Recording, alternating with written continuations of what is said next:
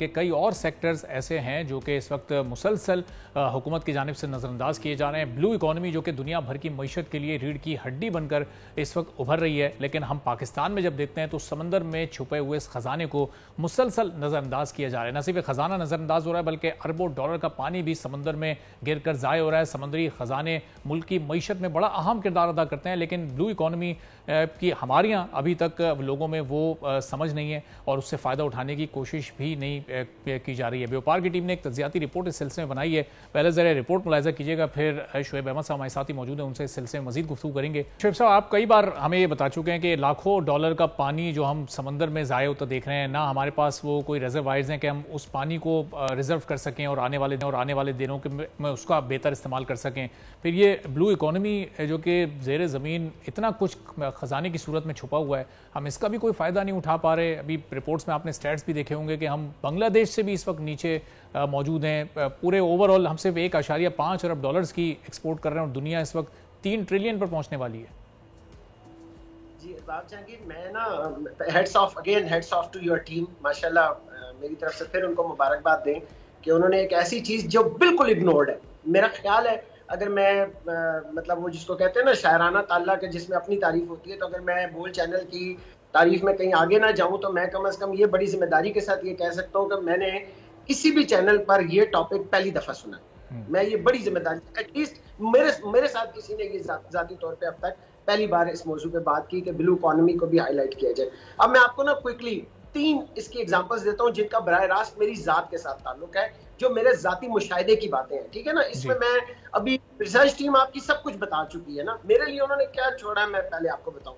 میں زندگی میں جب پہلی بار دبئی گیا تو مجھے 2 چیزوں کو سوچ کے اور ان کے بارے میں جان کے میں اتنا غمزدہ ہوا. میں نے کہا یار ان کے پاس صرف پانی ہے اور ریت ہے، صرف پانی اور ریت کو یہ بیچ کے پوری دنیا کو انہوں نے اکٹھا کر کے یہاں رکھا ہوا ہے. جس طرح پانی کے اندر انہوں نے اپنی کنسٹرکشن کی ہوئی ہے اور جس طرح وہ ریت کے وہ صحراؤں میں جا کے جناب وہ اپنی مختلف ایکٹیویٹیز میں جس طرح وہ ملین آف ڈالرز کما رہے ہیں ہر مہینے کی پوری دنیا.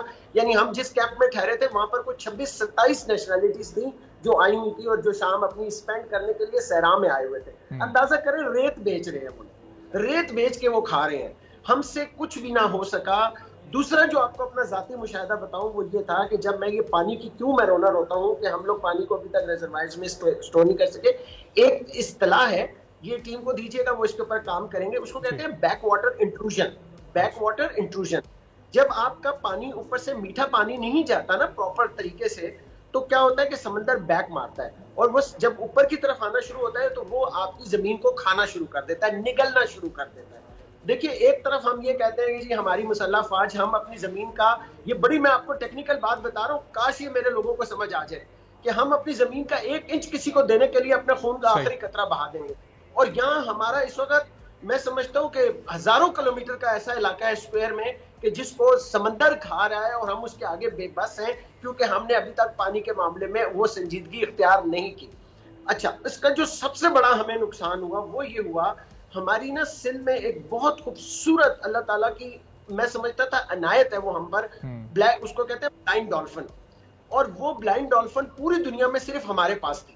یعنی آپ اندازہ کیجئے کہ وہ اتنی نایاب مخلوق ہے اللہ کی اور وہ آہستہ آہستہ آہستہ آہستہ ختم ہو کے بلکہ تقریباً اس وقت ایکسٹنکٹ ہوگی. سبسکرائب کریں اور بیل دبائیں تاکہ کوئی خبر رہ نہ جائے.